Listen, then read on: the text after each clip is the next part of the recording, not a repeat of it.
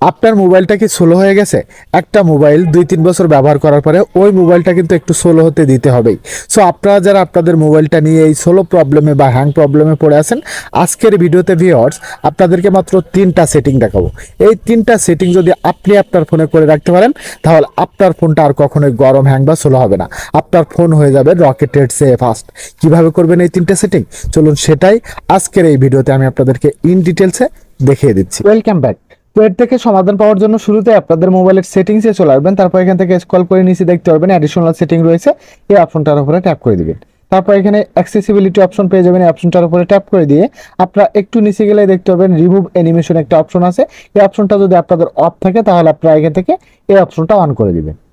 দেন এখান থেকে ব্যাক করে চলে আসবেন। তারপরে নিচে পেয়ে যাবেন ডেভেলপার অপশন, এই অপশনটার উপরে ট্যাপ করে দিবেন।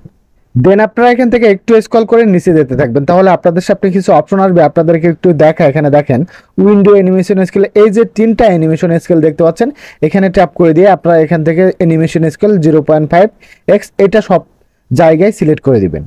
সিলেক্ট করে দেওয়া হয়ে গেলে এখান থেকে আবারও একটু স্ক্রল করে নিচে যাবেন। নিচে গেলে আপনারা এখানে একটা অপশন দেখতে পাবেন ব্যাকগ্রাউন্ড প্রসেস লিমিট।